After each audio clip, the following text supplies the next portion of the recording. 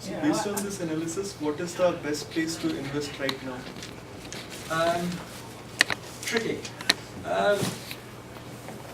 One about the only things you can do now is possibly short the market or be in cash, because commodities are at a low point but haven't come up yet. I mean, commodities are, it depends on your time horizon. You could possibly, over a particular long period, go into commodities because they're probably going to come back up. They've reached a pretty solid low point.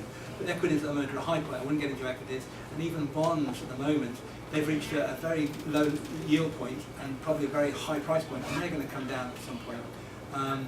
So it's a tricky time now where you invest. And Daryl say, buy some farmland.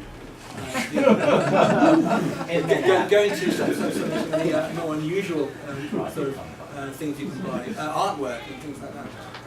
But right now, I think from what I'm seeing, the best point to do is sit in cash, wait over the next few months, see if the bottom forms. I don't know that it'd be a really bad drop, because we're still in a very long yearly trend upwards, up until about 2020. So I still see us going up for the next sort of three or 4 years. But what we might see over the next few months is a drop down as we fulfill that downward move at the end of the pattern. And the point to get into equities will probably be coming in the next couple of months. That would be the time to get in and invest in equities, and then you might see another rally up through until maybe the end of this term of Donald Trump and maybe into next term. But I think the economy is ready for a recession, it's ready for a downturn, because we've gone so long with that one, and at the point where that finishes, we'll be trying to get back in. Do you think it's better to be more a day trader, and I don't mean every day, I mean short term, sell, buy, sell, because of what's going on with Donald Trump and the economy, versus going really long term right now? If you're really long term, if you're advising a young person to invest, put money in the market. Well, if you're not that young. Say again? If you're not that young. If you're not that young, I certainly wouldn't get into equities right now. I would wait. I think we're reaching a topping point. Some of the topping signals we're getting are very, very strong now, which means that we're only going to head down from here. So the chance to get back into the market would be in a few months from now. So the kind of things that Warren Buffett would do, be waiting and buying for the low point. This current environment, what's going on right now, politically?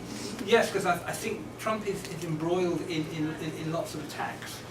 He's trying to get through legislation the country needs, but it's stalled.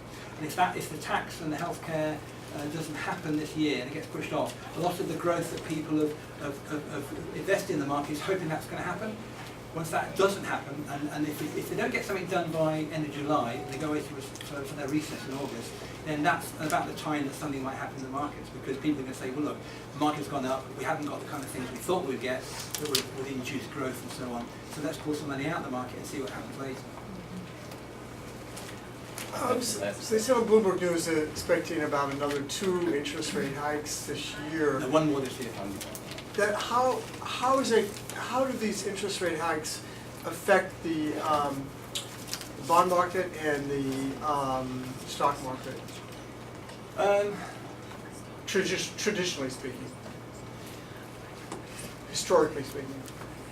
Well, in the short term, some companies will struggle, because as interest rates go up, some companies can deal with it quite happily. They've got the right financial sort of structuring for that. Other companies might struggle a bit in terms of money they've loaned and the rates they're going to pay back.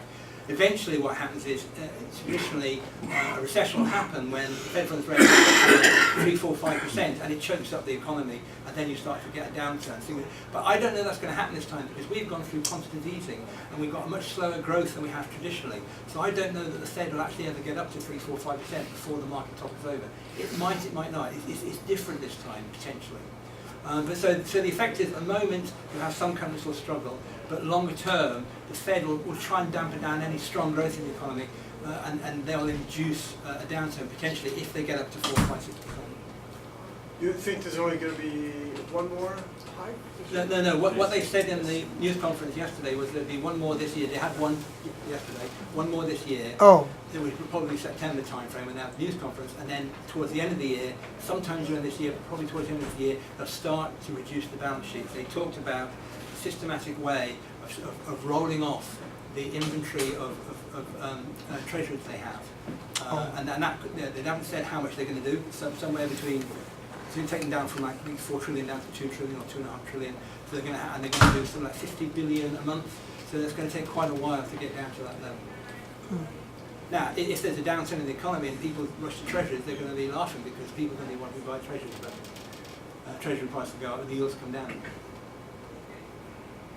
Okay, that's it. We have a 5-minute break, 2 minutes. Yes.